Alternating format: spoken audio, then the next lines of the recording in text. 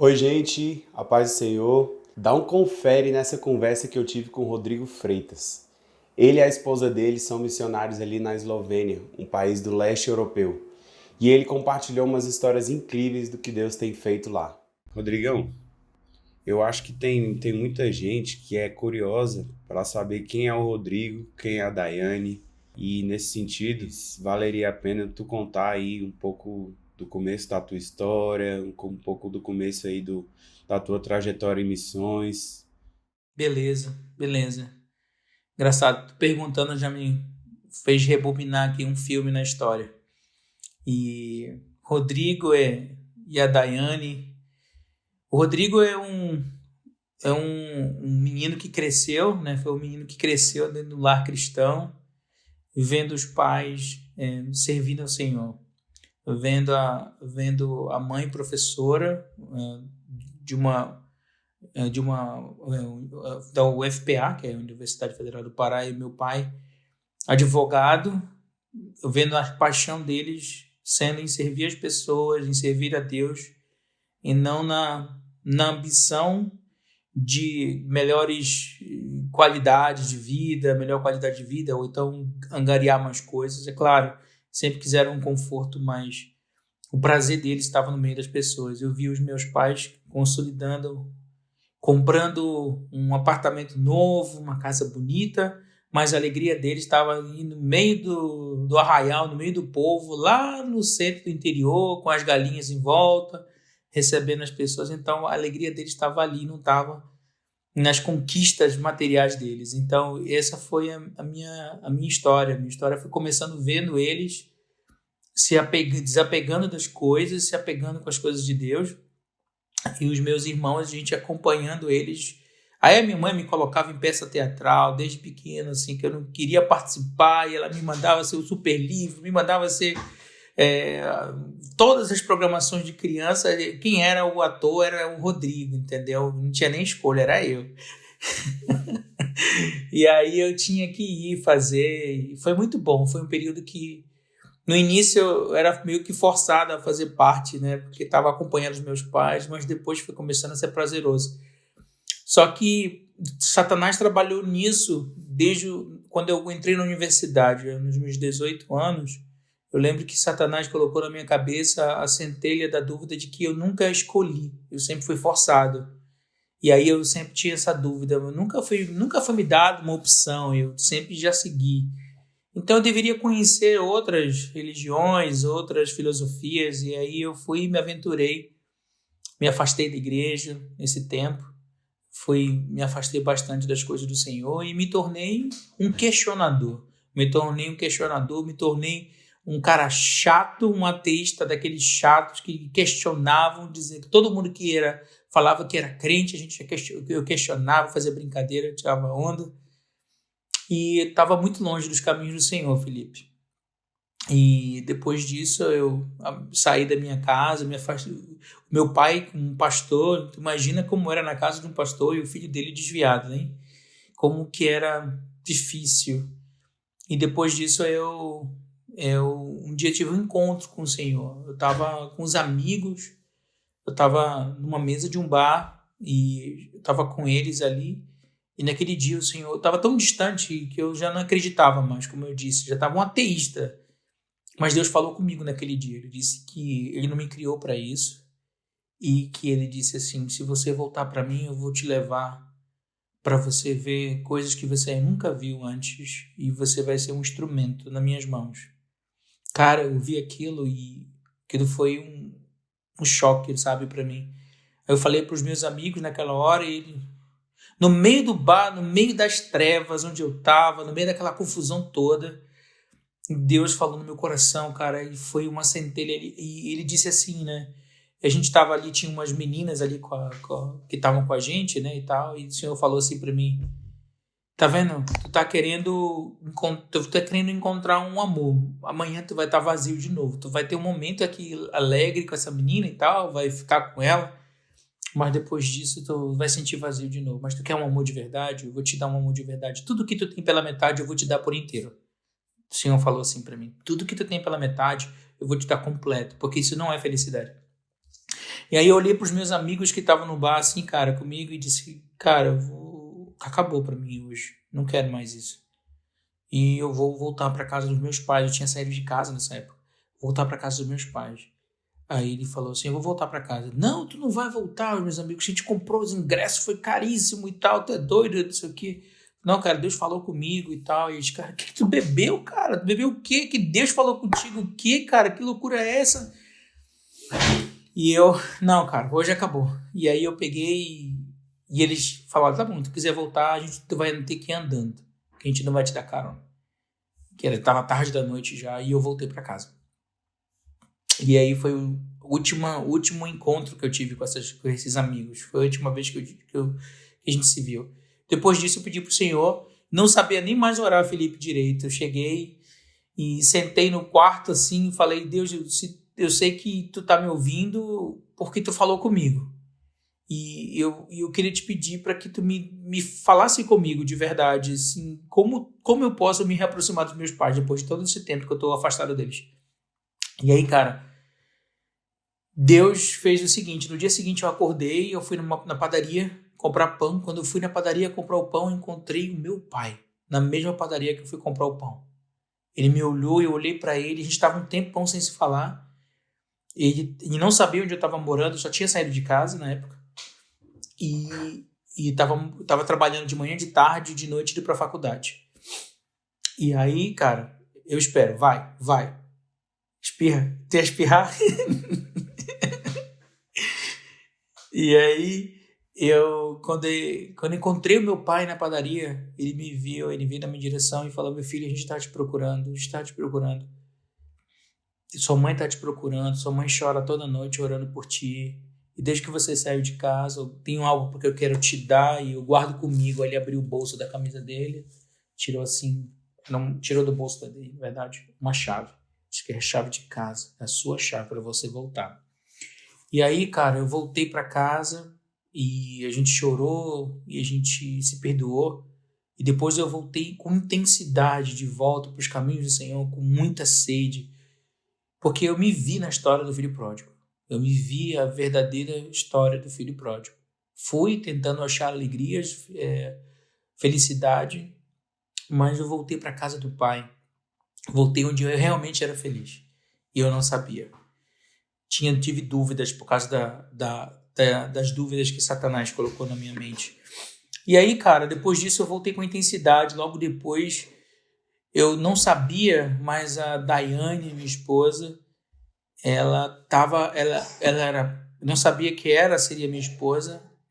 Eu não sabia, na verdade, Felipe, mas a Daiane, ela é a melhor amiga da minha irmã. Eu era a melhor amiga da minha irmã na época que eu conheci ela. Então, a minha irmã, como eu estava com a vida torta, longe dos caminhos do Senhor, a minha irmã estava entrando numa campanha de oração pela minha vida e quem acompanhou ela? A melhor amiga. Estava orando por mim. Então, a gente não se conhecia, mas ela já estava orando por mim, orando para que eu voltasse para os caminhos do Senhor e tudo. Ela me conhecia assim de longe e não gostava de mim, nem eu gostava dela. A gente era assim, meio assim, éramos estranhos, né, uns aos outros. E aí, a minha irmã orando por mim, e eu voltei para os caminhos do Senhor. Então, um dia a Dai foi em casa e tal, e louvamos ao Senhor pela minha vida e tal. E aí eu comecei a olhar para ela diferente. A gente começou a se olhar de forma diferente. Um passo a passo a gente começou a namorar, e depois nós noivamos, e em seguida nós casamos, né? E logo desde o início, desde o nosso noivado ainda, a gente começou a servir na igreja com missões. A gente já ia junto nesses eventos na Jocum, a gente já ia para treinamento, a gente gostava de se envolver muito com missões. Então a gente ia para os interiores do estado fazer BF para as crianças, a gente se aventurava assim com uma galera e era muito legal, né? E depois que a gente casou não foi diferente, a gente continuou se envolvendo com missões. Só que logo no início, logo que a gente se casou, a primeira coisa que a gente queria fazer uma viagem onde a gente oferecesse a nossa vida para missões, né? Oferecesse as nossas férias para missões, melhor dizendo. E aí veio a oportunidade, através de um amigo, a Eslovênia. Ele conheceu a Eslovênia, ele estava morando aqui como missionário, E aí a gente, Eslovênia, onde é que é isso e tal, e a gente bateu aqui, cara. E a gente veio para uma viagem de férias, mas Deus falou com a gente nesse dia. A gente já estava casado, né? Foi muito forte como Deus falou com a gente. Engraçado que a gente visitou outros países da Europa, mas não foi a mesma coisa. A gente visitou vários países, né? Mas ficou no nosso coração esse lugar. Por quê? Por que esse lugar? Porque era uma igreja pequena, poucas pessoas para contar, mas com uma grande sede, muita gente com sede. Então eu via o missionário cantando, abrindo a porta, dando escola dominical, ajudando, fazendo trabalho discipulário com adulto, com criança. Então eu via, sabe, ele fazer tudo isso, um monte de tarefa, enquanto isso na nossa igreja local lá tava sobrando gente, vamos dizer assim, né, para fazer coisa, né? Então a gente se mobilizou, falou, não, a gente tem que fazer alguma coisa. Mas essa já era outra pergunta. A primeira pergunta acho que eu já respondi, que era quem é o Rodrigo, quem é a Daiane, um pouco sobre a gente. Nós estamos lá de Belém do Pará, né? Só para finalizar, Belém do Pará, do norte do Brasil. É muito incrível, assim, como Deus... É uma coisa muito específica, né? Porque no meio dos amigos lá, Deus te chamou especificamente, falou contigo especificamente. Não falou com mais ninguém.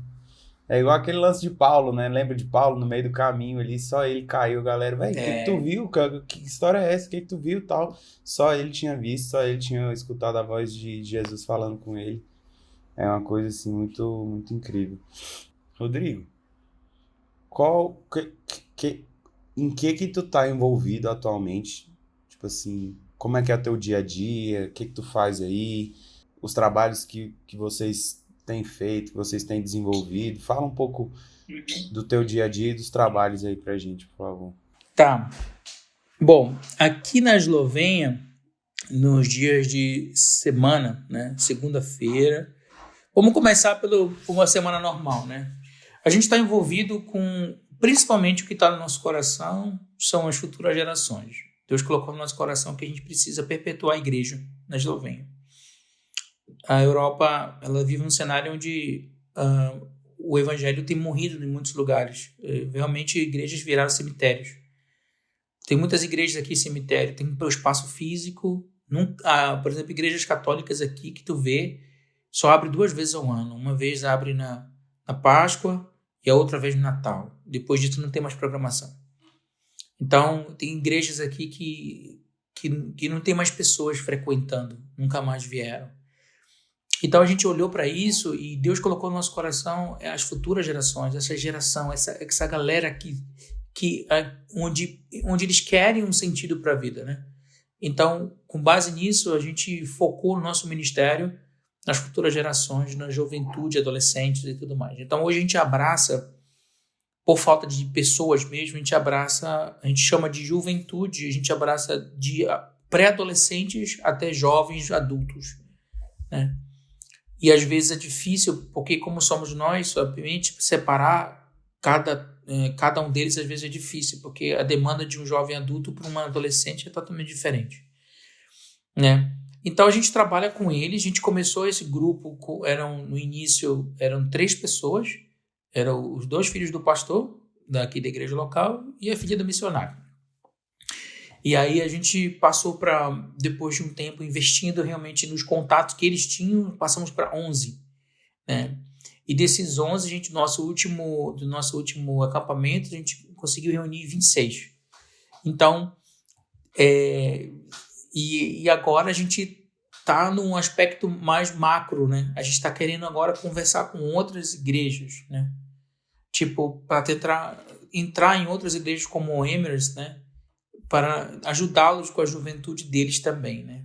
Porque a gente passou, Felipe, acho que essa foi uma questão que é muito importante falar sobre o missionário, sabe? O missionário, a primeira coisa que ele chega, lá em Atos capítulo 6, lá em Mateus 6, quando Jesus ele pede para os discípulos entrarem no barco, que eles vão para o outro lado para descansar um pouco. Quando ele chega com o barco do outro lado, já vai chegando, o barco vai parando, já vem gente buscando para querer que ele cure eles, para que ajude ele. Então, é a mesma coisa o missionário, ele vai chegando, já tem tanta demanda para fazer que se disser sim para tudo, tu não consegue dormir à noite. Então, a gente fez isso, a gente cometeu esse erro no início, a gente abraçou muita coisa. Então, a gente acabou tocando atividades na igreja local que não precisava a gente tocar, tipo mídia e outras coisas, que acabou que isso é importante, mas demanda muito tempo, né? E aí a gente, então, resolveu focar mais nesses pontos que eu estou te falando agora. Juventude é um ponto, então a gente tem reuniões semanais com eles, aos sábados, né? Todos os sábados a gente se reúne. A gente se reúne sábado à noite com eles, né? Às 8 horas, às vezes às 7, dependendo do dia deles. E como agora na pandemia a gente se reúne online, né? Então a gente se reúne com eles online, aos sábados à noite. Aí domingo a gente atende a igreja, ajuda a igreja aqui, né? Num culto, a gente lidera o culto, ajuda a liderar o culto. Eu ajudo também na gravação das mídias do culto e tal. Na segunda-feira é o nosso dia de folga. É o único dia que a gente para mesmo, assim, descansa. Terça-feira a gente está com as comunidades dos ciganos, né? Então, todas as terças-feiras aqui numa comunidade dos ciganos está nascendo o evangelho no meio deles, né? A gente chegou já a conversar um pouco sobre isso, sobre os ciganos, como foi, e está crescendo. Eles estão crescendo em número ali. E agora a gente está no passo de implantar uma igreja ali. A gente está começando a plantar uma igreja no meio deles. E então, todas as terças-feiras a gente tem discipulado com eles, né? Então, a gente trabalha com as crianças e eu fico com os adultos. E vai com a gente um tradutor, e o tradutor me ajuda, né? Porque os ciganos, eles falam uma outra língua. Eles falam uma língua chamada Romani. E eles também falam o esloveno. Só que o esloveno deles não é muito fluente, né? Eles falam mais o Romani. Então a gente também está fazendo esse trabalho com os ciganos. Na quarta-feira, olha a diferença, Felipe. A gente não entende essa língua ainda. A gente conseguiu traduzir alguns louvores já, né? Quando vai um músico com a gente, um levita aí, ele já canta alguns louvores na língua deles, né? Mas é difícil, é uma língua difícil, bem difícil. Se o esloveno já é difícil, imagina o Romani, o esloveno é bem difícil, a língua é bem difícil mesmo. Porque o esloveno, ele é difícil, Felipe, porque, tipo assim, se a gente vai chamar duas pessoas, o verbo vai mudar se essas duas pessoas forem do sexo masculino e feminino. Então, quando a gente chama em português, venham cá vocês, né? Venham cá vocês dois. Venham cá vocês duas, a gente chama assim também, né? Mas quando tu vai usar aqui para duas pessoas, se for homem e mulher, muda também a forma do verbo. Então, eles mudam, se é dois homens, muda, se é duas mulheres, muda, se é um homem e uma mulher, muda o verbo. Tipo assim, também. Venham cá vocês e homens. Venham cá vocês e mulheres. Isso. Então, eles usam isso diariamente, todo o tempo. Então, se no português a gente tem essa dificuldade, às vezes, de conjugar, imagine na língua dos outros, né? Então, agora, engraçado, Felipe, é isso. Me chamou a atenção porque me gerou uma reflexão. Terça-feira a gente vai nos ciganos, né? Onde o nível deles, né, de social é muito baixo em relação aos eslovenos. Eles vivem em condições bem precárias, vou dizer assim, né? Só que, se tu comparar com as condições de um cigano na Eslovênia, com um cigano em volta do mundo, a Eslovênia é uma mãe para muitos deles, né? Eles dão uma assistência social muito grande para eles. Então, eles têm casa, eles têm carro, entendeu? Eles já não têm emprego, mas eles têm assistência do governo para os filhos. Caramba. Né? O governo esloveno é uma mãe para eles. Não tem emprego, mas tem carro, casa. Felipe, tem Audi. Entendeu? Tô te falando. O cigano tem Audi. Tem Audi, tem BMW, tem Porsche lá dentro. Tô te falando. Dentro do cigano. Caraca, meu irmão. Só que sabe o que é, Felipe? É interessante isso que eu tô te falando agora. O cara, ele tem um Audi, tem uma casa, mas quando tu entra, tu percebe que o cara não tem um nível de instrução. Porque ele tem as coisas, mas ele não sabe nem como ele coloca. entendeu? Então tu chega na casa do cara, a cozinha é tudo, a cozinha é a sala, a cozinha é o local onde a pessoa dorme, a cozinha, entendeu? Então eles não conseguem enxergar como a gente enxerga. Não, vou dividir os cômodos, eu vou... Porque tu tem um nível de instrução, a tua formação, ela te deu um conceito, ela te deu um conceito do que é belo, um design. Eles não, eles têm as coisas, mas eles vão só acumulando, entendeu? Caramba, meu. Então é bem assim, só que tu sente o nível deles que é bem mais baixo, né? Então, por exemplo, o cara tem um Audi, mas ele não tem um fogão, entendeu? Para fazer o café. Meu Deus, entendeu? mano. Então tu percebe que não é a disparidade, entende? Porque aqui no Brasil também tem um lance assim, né? O cara tem um Civic, um Toyota na porta, mas tipo assim, a casa do bicho é uma tapera, o cara mora numa casa terrível, mas pra mostrar pros outros, o bicho tem um Civic, tipo, pra sair na rua. Exatamente Eu acho que o isso. lance aí nem é mostrar pros outros, assim, né?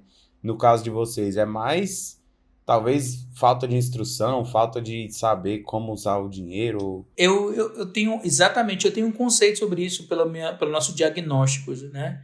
Porque o cigano, ele é discriminado pelo esloveno, muito discriminado pelo esloveno. Então, a forma como o cigano encontra para tentar ter essa equiparação com eles é demonstrar uma qualidade de vida boa quando eles estão fora de casa.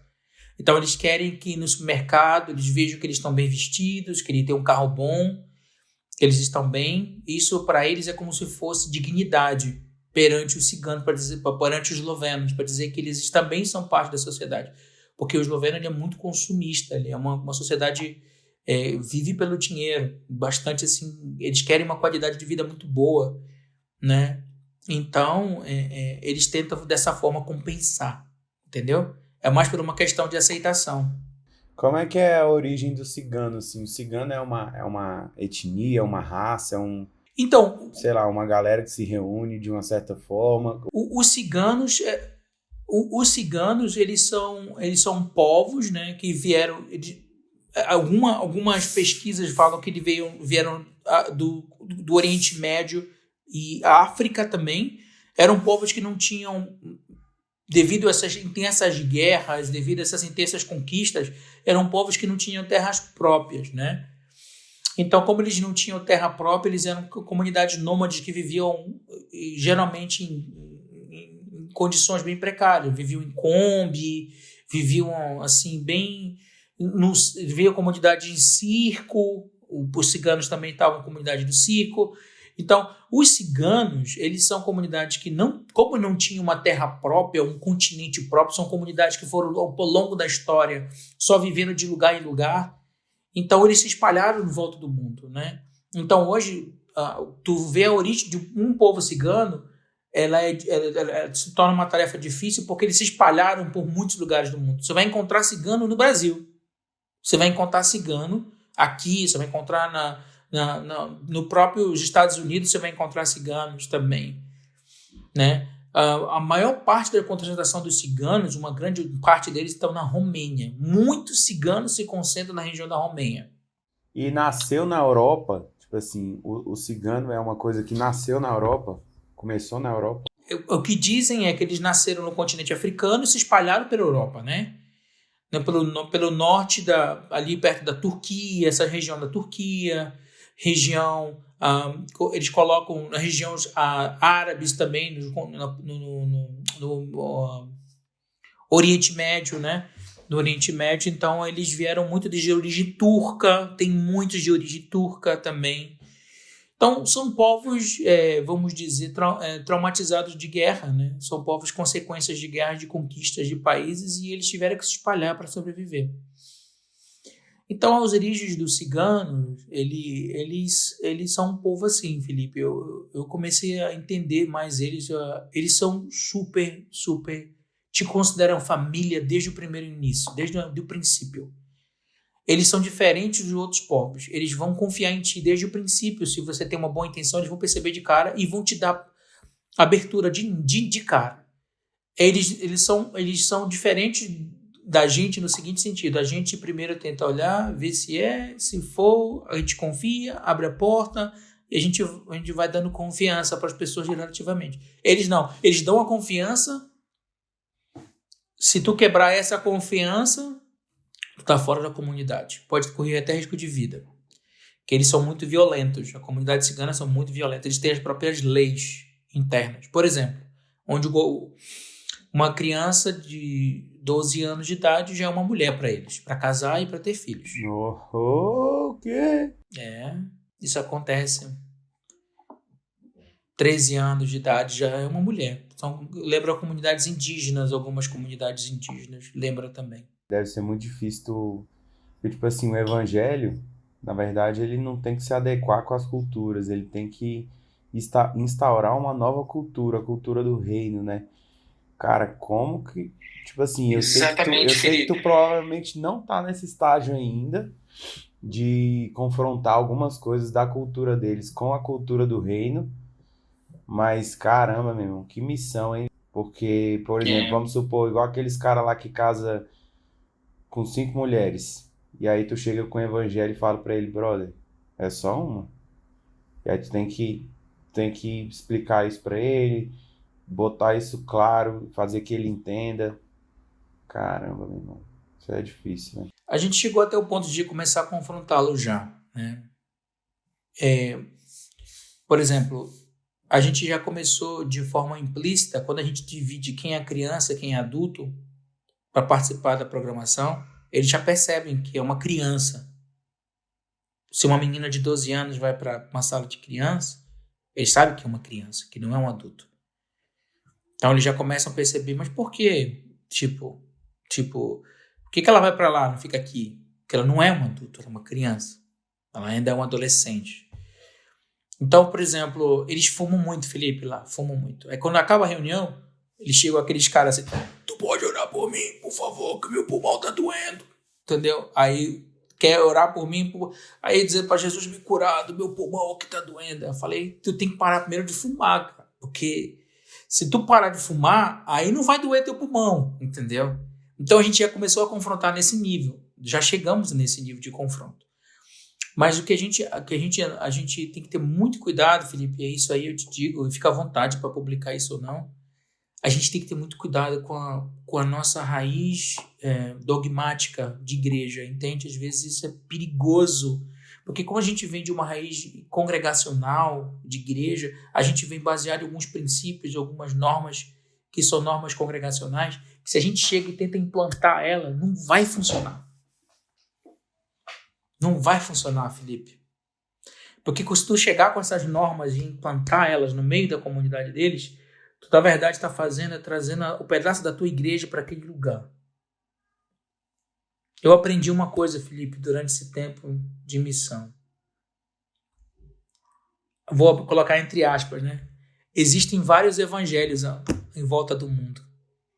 Toda vez que eu vejo um missionário, a gente se encontra, a gente conversa, eu percebo que o enfoque de cada igreja ela é diferente.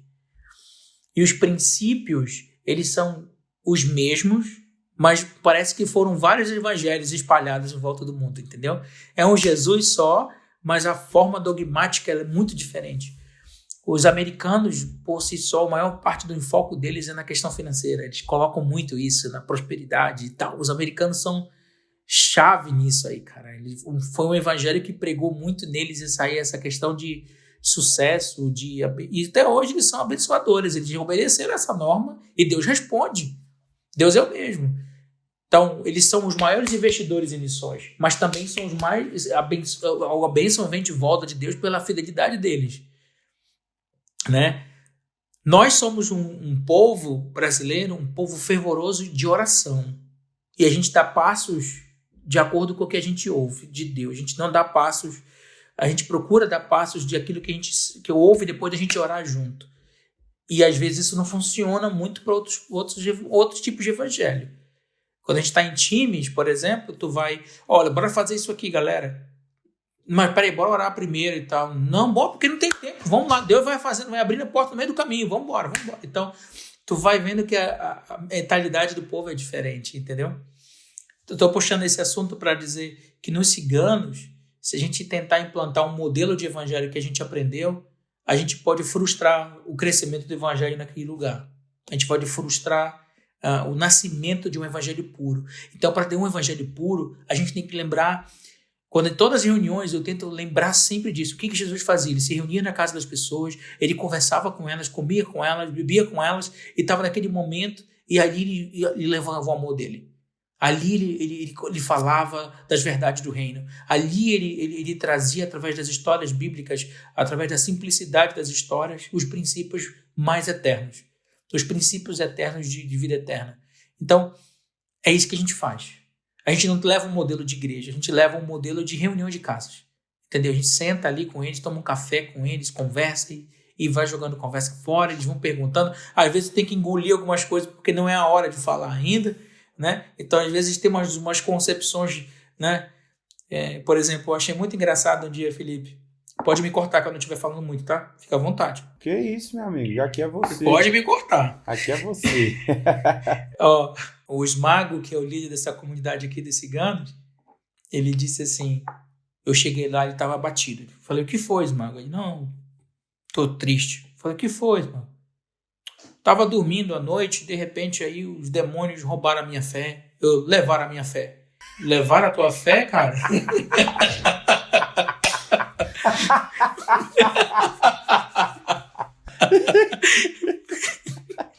Foi. Ele disse isso, levaram a minha fé. Levaram a tua fé, cara? Como assim? Agora eu não tô sentindo mais que Jesus existe, não tô sentindo mais nada. Eu falei, é mesmo? Vou fazer uma pergunta. Eu vou fazer 3 perguntas para vocês, Marco. Primeira, se você acredita que os demônios levaram a tua fé durante a noite, primeiro, por que você me deixou entrar aqui para falar sobre Jesus? Porque é bom ouvir de Jesus, é bom ouvir dele, é bom ouvir das coisas dele. Tá. E a segunda coisa, logo quando eu cheguei aqui, você também disse para mim que queria que eu orasse, porque você está com uma dor aqui no seu fígado. Por que você quer que eu ore por você se você não acredita que isso vai acontecer? Aí ele, tá voltando a minha fé, tá voltando. Vai falando, que tá voltando. Eu disse assim, não, Smago, não é que a tua fé foi roubada, ela sempre está aí dentro, ela está dentro de você. Você tem a fé. Você está passando por um momento de turbulência, que é normal, são perguntas, você pode perguntar e eu vou te responder.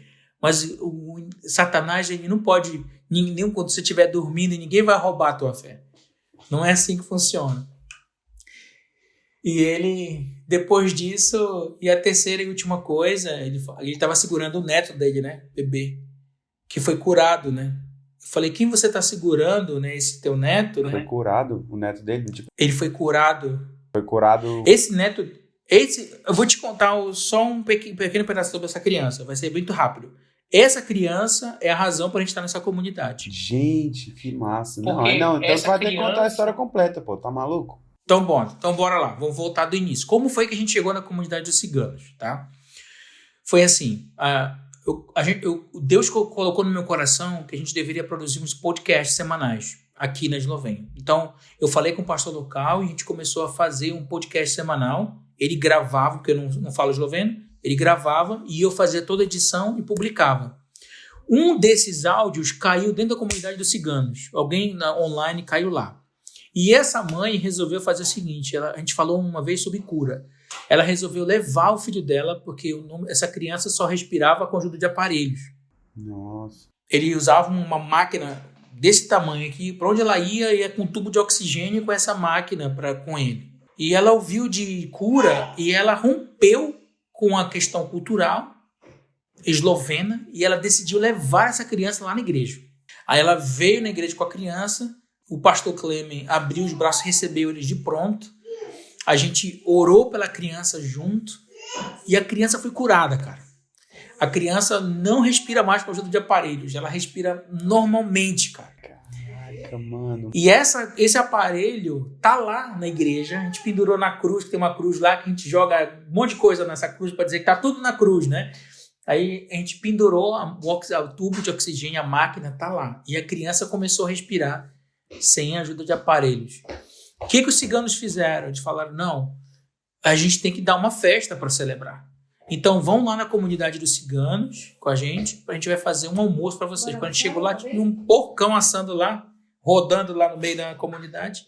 E quando a gente sentou para comer com eles, a mãe dessa criança disse assim, olha, tem alguns amigos nossos que estão aqui, lá na cozinha, será que vocês podiam falar um pouco sobre Jesus para eles, esse Jesus que você tiver na igreja? Eu falei, claro, vamos lá. Quando a gente abriu a porta, Felipe, uma cozinha pequena, 20 pessoas, lá dentro da cozinha, espremida. E aí a gente chegou, o pastor Clêmen estava ali, a gente começou a falar de Jesus. Falamos de Jesus naquela hora, fizemos o convite, quem queria aceitar Jesus, todos aceitaram. Caraca! Todos aceitaram. Aí eles falaram, será que vocês podem vir terça-feira que vem de novo? Podemos, sem problema nenhum. A gente veio na terça-feira seguinte, tinha umas 15, 16 pessoas. Todas elas aceitaram Jesus de novo. E a mensagem foi se espalhando pelas vilas da Eslovênia. E um dia, cara, que foi o dia assim que foi... A gente só não conseguiu documentar, porque era tão extraordinário o que estava acontecendo, que a gente não conseguiu bater foto, eu filmar, que ninguém pensou na hora. Mas Jesus começou a curar numa tarde lá, nessas reuniões, que vinha chegando gente, cara, de carro com bebê, com não sei o quê, e Jesus ia curando, e o pessoal ligava, olha, traz fulano aqui na vila, que um tal de Jesus está curando aqui o povo. E a galera ia parando o carro lá na frente, e Jesus ia curando, e esse povo ia embora. E esse povo começou a vir toda semana, aquela cozinha se tornou pequena pra gente, a gente teve que começar a fazer reunião lá de fora. Cara, essa cozinha é aquela cozinha que você me mostra em umas fotos de vez em quando. É essa cozinha. E, Felipe, então, cara, foi assim algo... Eu acho que eu te mandei no início essa foto da cozinha lotada. Não, eu tenho várias fotos dessa cozinha, pô. Inclusive eu botei no informativo. Esse aqui é o cara que eu te falei, que os magos que disse que roubaram a fé dele durante a noite. E aí, Filipão, a gente começou a se reunir toda semana no meio deles, cara. Então aí começou nossas reuniões das terças. Todas as terças-feiras a gente começou a se reunir com eles. Nasceu o projeto que a gente escreveu para a UEM de plantar uma igreja lá. A UEM, inclusive, ajudou financeiramente para isso. A gente está construindo uma igreja lá, no meio dos ciganos. E agora eles vêm das vilas, de todos os lugares para lá, cara. Então, assim, foi assim que começou. Foi através daquela criança. E foi a pergunta que eu resgatei no dia que ele estava com a dúvida da fé. Eu falei, e essa criança que está na tua mão? Tu continua acreditando que ela foi curada por Jesus? Ele disse, claro, eu vi isso. Então você tem fé. A tua fé tá aí, ela não foi tirada não. Aí ele, tá, então tá aqui, né? Então tá bom, tá bom. Então... Essa história é engraçada demais. Não, mas ele falou assim, sabe, triste. Os demônios levaram a minha fé durante a noite, roubaram. Eu tava bem dormindo e eles levaram, né? Só que aí uma coisa, cara, a gente não queria trazer eles todos para dentro da igreja. Por quê? Aí vem de novo aquela questão. Eles têm a língua própria, eles têm o estilo de música próprio, eles têm a cultura própria. Se tu trazer eles para dentro da igreja, tu vai fazer eles se moldarem a uma cultura que não é a deles. Então eles vão viver um evangelho de acordo com os padrões eslovenos. E eles vão achar assim, só tem um jeito de eu chegar até a fé. Só tem um jeito de eu acreditar em Jesus, de eu ser crente em Jesus. E na verdade não, né? Exatamente. Aí vocês querem plantar uma igreja lá. Então a gente quer plantar uma igreja lá, porque senão quando eles fossem na igreja, eles vão cantar os louvores americanos, que a gente já traduz aquela coisa toda. E eles são sanfoneiros, não sei o que, o pessoal que gosta de um forró, tipo um forró para ele, o tipo dele, tipo um forró. Aí você vai criar um louvor diferente, uma forma dele onde ele sente alegria naquelas músicas. Então, por que não fazer um louvor naquele ritmo que ele conhece? E assim ele vai se alegrar mais ainda. Então, a ideia não é levar eles para dentro da igreja, mas ele ter a igreja deles, com a cultura deles, né? Então, por isso que a gente está fazendo isso. Para mim é muito difícil assim de entender isso. Tu tem um contato com a galera, tu fala com eles, mas tu fala em esloveno com eles. Eu falo em inglês, o tradutor comigo fala com eles em esloveno. Eles falam com o tradutor e o tradutor fala comigo. Então tu não tá redondo 100% ainda no esloveno? Não tô redondo no esloveno 100% ainda não. Eu falo a maior parte a maior parte que a gente fala é inglês aqui ainda. Caramba, cara, chocado. a gente tá aprendendo o esloveno e continua aprendendo. A gente parou agora o curso por várias razões e a gente vai retomar novamente esse curso em breve.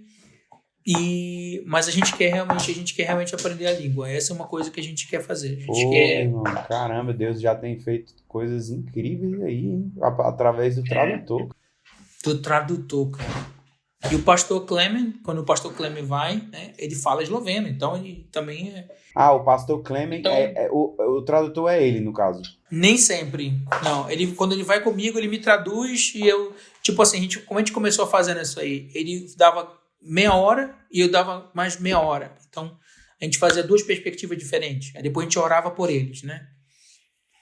E aí eu fui usando umas criatividades, criando histórias. Eu peguei as parábolas e botei os ciganos na história das parábolas, entendeu? Então eu fiz a parábola do bom samaritano, coloquei o esloveno e o cigano.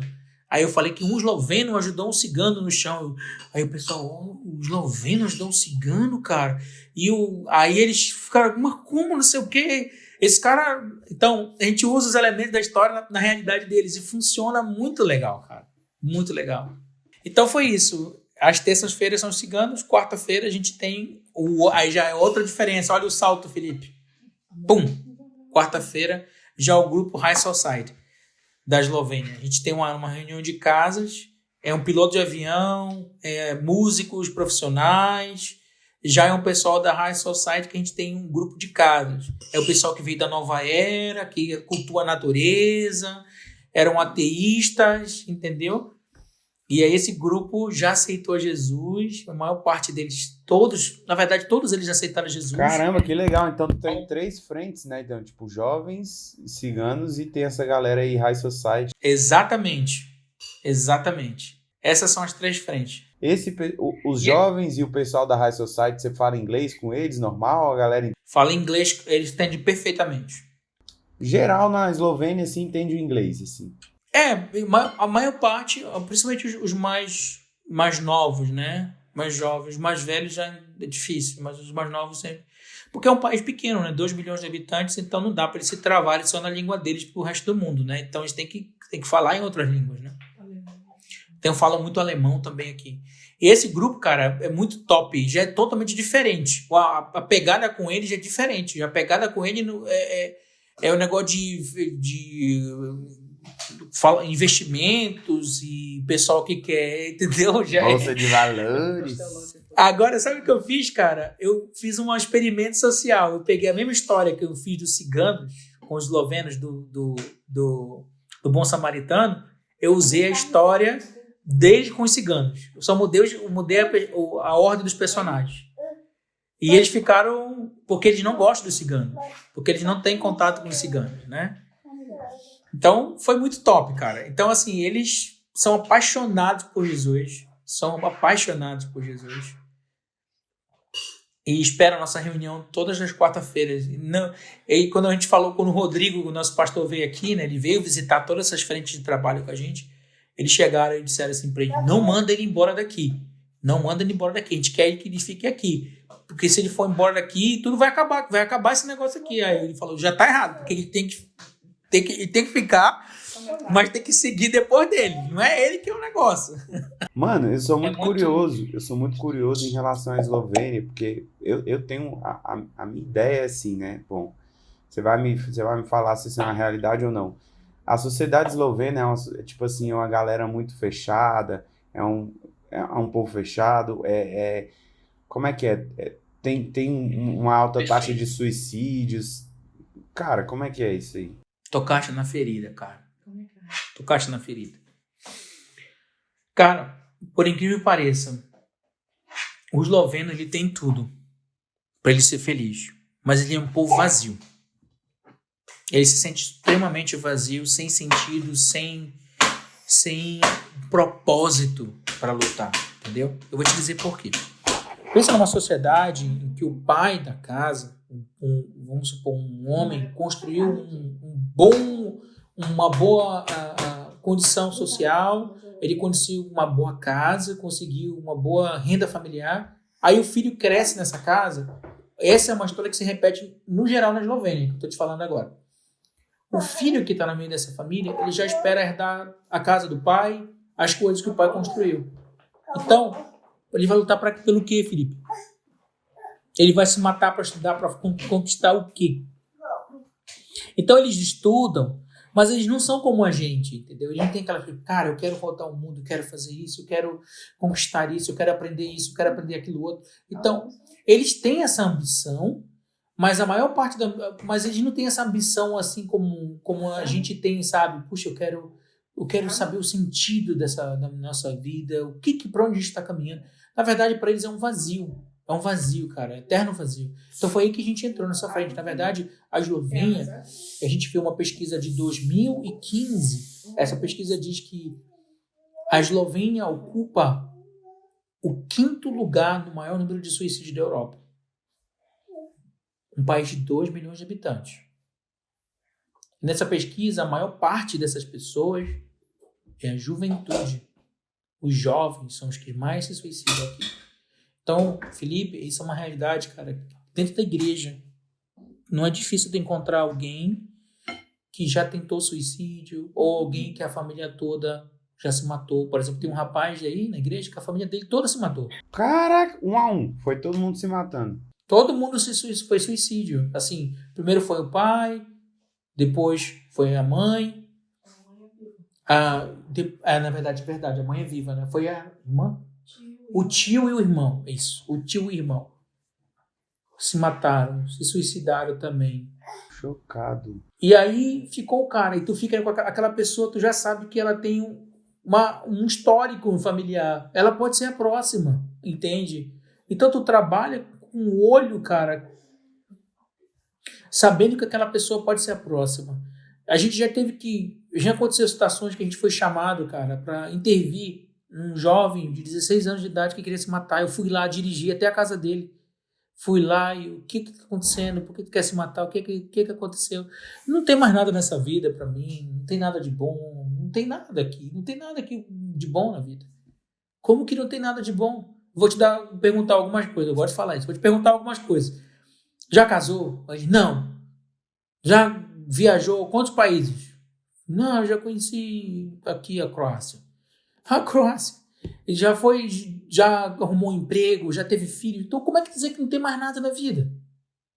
Aí, não sei o que e tal. E aí, eu tomei um sorvete com ele, ele desistiu. Hoje ele tá firme na fé de novo. Mas naquele tempo, ele queria, cara, se matar. Eu dirigi correndo pra casa dele. Porque a mãe dele ligou que ele queria se matar. Então, essa é uma realidade aqui, Felipe. Pelo menos teve uma chance, né? Porque ele não só se matou, ele ainda falou assim, vou me matar. E aí alguém ainda teve alguma coisa para correr e tentar ajudar, né? Exatamente. E tem vários casos aqui de pessoas que tem uma raiz onde Satanás ele usa muito assim, onde ele tenta estabelecer o reino dele aqui, é nessas trevas, esse espírito de morte, sabe, Felipe? Tem muito aqui, cara. Tem essa atmosfera, espírito, tu sente isso na atmosfera do lugar. Tu sente que tá faltando uma alegria, sabe? Falta uma alegria neles. Eles têm tudo, mas não são alegres. Como a gente, com pouco. A gente tem pouco, mas é muito alegre, cara. Então, eles são pessoas de poucos amigos, no máximo 3 ou 4 amigos, no máximo para a vida toda. Não mais que isso. São pessoas extremamente reservadas. Eles não abrem para você de pronto a vida deles. São muito estrangeiros, não são bem-vindos. Vamos dizer assim, tu não se sente bem-vindo. Eles não falam isso, mas tu percebe pela forma deles, né? E aí, tu vai entrar num momento, acho que como Deus tem um propósito em cada coisa, Felipe. Eu sou advogado, né? Mestre em criminologia, servidor público, larguei essas coisas para estar aqui. Essa foi o testemunho para mim que Deus criou essa trajetória inteira, que fez eles pensarem como alguém, um advogado, um servidor público, um procurador, como um mestre em criminologia largou tudo para poder vir para casa do nosso povo. Eles quebram a cabeça dele para entender isso, entendeu? e aí que a porta se abre. Foi assim que esse grupo de quarta-feira começou. Caramba, cara. Bem, na próxima vez que a gente sentar aqui, você vai me contar como é que começou esse trabalho aí. Vamos lá, pra gente fechar aqui, porque já tá dando quase 1 hora de conversa. Se eu botar no YouTube, acho que o YouTube vai me banir. Mas, velho, vamos... Tranquilo, você mais sucinto. Não, cara, foi sensacional, assim, foi maravilhoso. Eu acredito que tem muito a acrescentar, tem muito a abrir a mente de todo mundo que, pô, às vezes a gente ora aqui, a gente tá orando, mas, cara, a gente não sabe a realidade, a gente não sabe o que tá rolando aí, como que a gente pode orar de uma forma específica. Então, vamos finalizar. Fala pra gente aí o que a gente pode orar por vocês, qual é a maior dificuldade aí que a gente pode estar intercedendo por vocês. Filipão, eu finalizo dessa maneira. Tu tá num ambiente de trevas, tu precisa ter muita luz, precisa ter muita cobertura espiritual. Então, nosso pedido é por nossa família, pela cobertura espiritual. Eu, antes de ontem, acordei à noite, o nosso bebê gritando à noite, chorando, sabe? Gritando. Luca, não é de fazer isso, já fez 2 vezes isso. E não tem razão nenhuma aparente para ele estar gritando. E eu comecei, o Senhor tocou no meu coração e a gente começou a entrar numa campanha de oração durante a noite. Depois disso, ele passou a dormir, tranquilo, né? Então, tem uma questão espiritual que tenta dominar a gente, sabe? A batalha entre as trevas realmente quer afetar a nossa família e vai entrar nas emoções, vai entrar no teu sono, vai entrar na tua paz. As trevas querem avançar nesse sentido. Então, a gente precisa muito desse apoio, dessa cobertura espiritual para nossa família. Tirando da família para os projetos, né? A gente está num momento chave aqui na Eslovênia, que é o começo da nossa vida, que a gente vai sair mais da igreja e vai entrar em mais âmbito nacional, através da OM. Então, a gente está criando o escritório da OM para trabalhar com... A gente vai atrair times, pessoas, para poder entrar nessas frentes que a gente está fazendo. Então, eu estou no momento que eu estou tentando me preparar para sair da frente de batalha, para virar organizacional, para atrair pessoas, para fazer as coisas que eu estava fazendo. Entende? Então, é um momento estratégico, porque se eu saio, pode cair o negócio, entendeu? Pode desandar um grupo, pessoas não vêm mais. Então, é muito cuidadoso. Então, eu estou preparando para isso. Eu preciso do time certo para isso. Eu preciso a gente tem um grande projeto para acontecer e eu preciso realmente encontrar as pessoas certas com a gente. Então, a gente ora, como está lá em Lucas 10:2, mais trabalhadores para a Seara. A gente precisa disso. Entendi. Então, mais trabalhadores para a Seara,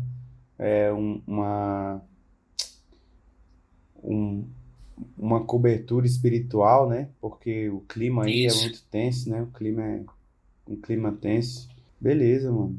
A gente vai interceder por vocês e desde já te agradeço aí por ter iluminado o meu dia. Foi muito bom, assim, começar já ouvindo tudo isso que Deus tem feito, essas maravilhas que Deus tem feito. É só Ele mesmo para fazer essas coisas, né, cara? É só Deus para... É verdade.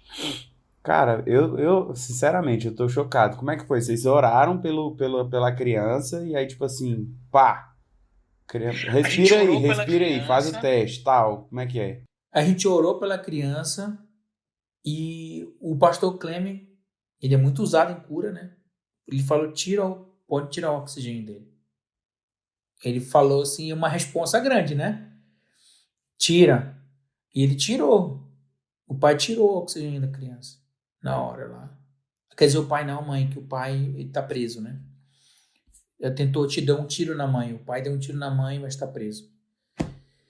E aí foi isso, Felipe. A criança voltou a respirar normalmente. E foi uma igreja que ficou maravilhada, cara, com isso. Nessa igreja, a gente já viu um outro cigano levantar da cadeira de roda, cara. O cara que nem podia. Que eu vou te mostrar aqui. Esse eu consegui pegar o momento. Esse eu consegui pegar. Eu vou te mostrar isso aqui. Caraca, bicho. Foi uma alegria no meio da igreja Esse nesse pastor dia. que tá aí, foi ele que vocês visitaram da primeira vez? Não, ele é esloveno. Ele é esloveno. O que a gente conheceu foi um missionário brasileiro que trabalhava com esse pastor. Só que o missionário foi para outro lugar e a gente continuou com esse pastor. Tá? Esse pastor é este aqui, é o Clement. Então eu vou te mostrar aqui rapidinho. Ó, aqui é lá na comunidade dos ciganos, quando a gente começou a se reunir lá de fora, que não tinha mais espaço dentro, né? Peraí que eu vou te mostrar. Aqui é o momento que o cara se levantou da cadeira. Vou dar o play. E não podia, ó. Olha, ele levantou. Olha como todo mundo vai começar a vibrar, ó. Esse é o Clement. Isso. Ó, lá vai, ó. Agora tu vai conseguir ver. E aqui atrás tá o bebê, olha, que foi curado bem aqui. Depois eu te mostro outro bebê. Esse esse já é reflexo depois do bebê. Aí ele não acreditou que ele conseguia ficar em pé, ele queria sentar, olha. Aí ele disse, não consigo, não consigo. Você já está em pé, você já está em pé, ele falou. Aí ele sentou de novo na cadeira. Mas depois disso ele foi batizado. Eu batizei ele nas águas. Bicho, deixa eu te perguntar uma parada. Tu sentiu. Pergunta. A coisa só foi fluindo. Tu chegou aí, a coisa foi fluindo, foi aparecendo de um e de outro lado e tal. É porque eu sou muito curioso, sabe? Porque eu fico pensando assim, Pode falar. eu vou pro campo missionário e tal. Quando eu chegar lá, como é que vai ser? Eu vou caçar as coisas. Não sei. Às vezes eu fico pensando nisso. As coisas só foram acontecendo assim, ou meio que vocês foram procurando Felipe, isso? tu fizeste uma excelente pergunta, cara. A pergunta do milhão. Sabe por que eu vou te dizer isso? Mas fizeste a pergunta do milhão porque eu estava falando ontem com um missionário. Ontem, um missionário que eu conheci, ele estava andava fazer um negócio checar o bebê na clínica, e eu estava lá fora e a gente conheceu ele e tal. O missionário está aqui há 9 anos. Falou 9 anos ou 10. E eu perguntei, e aí, como é que tu trabalha aqui? Ele falou, não, eu montei eu faço evangelismo na rua e montei um grupo lá em casa. Faço um grupo lá em casa e tento chamar as pessoas. Eu falei, e aí, como é que tem sido? Ele falou, não, tem sido, a gente recebeu uns 3 pessoas, depois vieram mais 4, depois vieram 5, aí depois não veio mais ninguém, mas ninguém seguiu a fé e tal. Falei, cara, tu já procurou alguma igreja aqui dos pastores que tu estão conhecendo? Não, a gente não quer contato com igreja, a gente não quer contato com... A gente quer fazer a gente mesmo, a gente quer ser igual Paulo, que é onde ninguém tá. Ele disse assim, a gente quer ser onde ninguém tá. Aí eu falei, mas Paulo, ele procurava, ele ia com bênção, ele ia através das igrejas, ele também ficava nas igrejas, né? Mas ele disse assim, não, eu quero fazer de forma independente, eu quero ser como Jesus. Eu falei, quem enviou vocês para cá, cara? Ele falou assim, eles são de Nova York os dois, né? Foi Jesus que enviou a gente. Eu falei, mas eu não entendo. Claro, todos nós missionários também fomos enviados, não cremos nisso, mas tem uma igreja, temos um grupo de amigos, mas não temos igreja. A gente não quer contato com as igrejas. Então, cara, a resposta é essa. A resposta que eu disse para ele disse assim, Felipe, a pergunta que eu te respondo. Procura quem começou antes de você. Sempre que tu chegar no lugar, vai atrás de quem já começou antes. Vai ver quais são as frustrações deles. Por que não deu certo? Onde que eles estão precisando de mais ajuda? Onde é que eles precisam de apoio? Tu vai respondendo essas perguntas e como tu pode contribuir. Mesmo que seja parte do teu tempo. Mesmo que não seja tempo integral ali. Mas como tu pode contribuir? Foi assim que entrou na comunidade dos ciganos.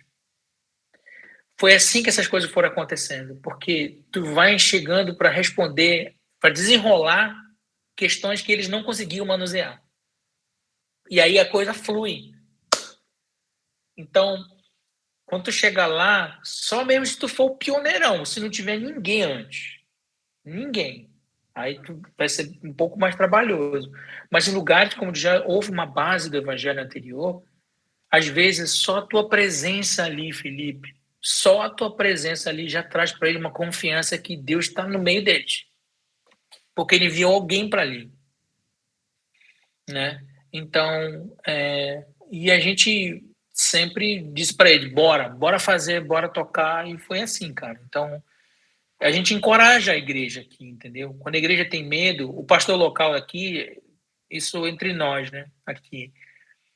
Ele já me falou assim, eu quero deixar essa igreja para tu ser o pastor da igreja. Eu quero que tu seja o pastor da igreja. Já porque ele é mais apostólico, entendeu? Ele não é pastoral. Ele não cuida muito, ele não visita, aquela coisa toda. O negócio dele é pregar, cura e pum, entendeu? É um negócio assim, né? É o negócio do Benihim, pega um terno e dá em todo mundo, e, entendeu? Ele é muito bom nisso. Pegar, dar um tapa, não cai um para ali, entendeu? Há uma igreja pentecostal, né? Então ele é uma pessoa, ele é ele é dessa pegada, né? Só que ele não é pastoral. Aí a gente já é mais cuidadoso porque a gente aprendeu assim, né? Visitar pessoas, conhecer, vem cá, chora aqui, aconselhamento e tal. Então ele queria fazer isso, olha, eu queria ficar mais fora e tu ficava com a igreja. Só que eu sei do meu chamado, eu não vim aqui para assumir uma igreja. A gente não veio aqui para isso. A gente não veio aqui para ser o pastor de uma igreja, entendeu? Nossa pegada ela é uma pegada missionária e de âmbito nacional. Deus falou isso, claro. Então, ele chegou a oferecer, mas Rodrigo, por exemplo, tu teria uma oferta melhor, não seria só do Brasil, a gente poderia te oferecer uma coisa melhor. Mas, cara, essas horas, tu percebe, não é dinheiro, entendeu, Felipe? Se tu for por causa de dinheiro, tu vai se amarrar. Tu tem que ter a certeza daquilo que Deus quer. A gente precisa, lógico que a gente precisa, mas a gente não pode dizer sim somente, a gente não pode dizer sim somente pensando numa necessidade pessoal, a gente tem que pensar no reino. E aí eu disse para ele que eu não tinha esse chamado para ser pastor da igreja, a gente não tinha esse chamado. E o meu pastor deu quando ele foi falar isso pro meu pastor, quando o meu pastor veio aqui, né? Aí meu pastor falou, não, mas se ele for vir para cá para ser pastor auxiliar da tua igreja, melhor ele ficar lá comigo, que é mais barato e eu preciso de um pastor auxiliar lá também, né? É mais barato para mim. Se ele for ser o pastor da tua igreja, né? Então deixa ele voltar lá que eu preciso dele também. Então eles entendem que a nossa pegada é mais missional, né? Então é isso, cara. Então essa que é um pouco do meu relacionamento com eles e como essa coisa começou. Então é isso que eu te digo, Felipe. Quando tu chegar lá, mano, no Japão, vê quem chegou antes de ti. Procura quem chegou antes de ti. Procura logo quem chegou antes de ti. Onde que estão se reunindo um grupinho de cristãos? O que eles estão fazendo? Vê onde eles estão errando.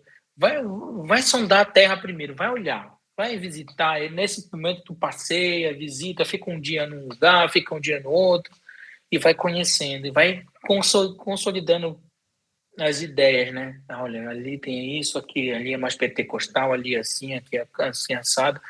E aí depois tu vai dizer onde eu posso ajudar essas pessoas, como eu posso ajudá-las, como eu posso ajudar nessas necessidades. Eu acho que isso é muito mais efetivo, entendeu? Eu acredito, porque se Deus estabeleceu um reino aqui na Eslovênia com esses pastores, com esses líderes, é muito mais efetivo do que eu chegar ali no meio da praça, né? Pessoal, quem quer vir? Olha, eu vim aqui com uma resposta para ajudar, para sarar essa nação. Não que o evangelismo não seja importante, é importante. Mas já tem gente que já abriu uns canais ali, cara, que já está aberto uns canais que tu vai surfar neles. Isso. Que Deus continue abençoando a gente. Cara, a gente está aqui na intercessão, meu irmão. Se Deus abrir uma porta, a gente aparece aí uma hora. Ei, eu queria até te perguntar uma coisa. Qual é a tua igreja lá em Belém, pô? Eu sou da Igreja Batista Missionária da Amazônia, IBMA. E eles têm, além de vocês, eles têm outros missionários que eles suportam, que eles ajudam e tal? Felipe, tu vai achar isso meio louco, cara. Nossa igrejinha lá deve ter agora perto de 900 pessoas só, né? Espalhadas. A sede toda, né? A sede toda, a nossa igreja deve ter o quê, vida? Nossa igreja. A nossa agora tem uns 100 membros. Deve ter uns 100 membros, nossa igreja. Nossa igreja tem uns 100 membros, né? Nossa congregação lá. E essa igrejinha enviou a gente para cá. Tá enviando uma jovem para Malásia.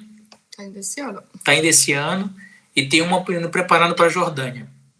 A igreja, como eu te falei, né, bem abertamente entre amigos e irmãos, elas não conseguem manter a gente, mas eles fazem de tudo para encontrar pessoas, para ajudar e tal, fazem jantar lá na igreja.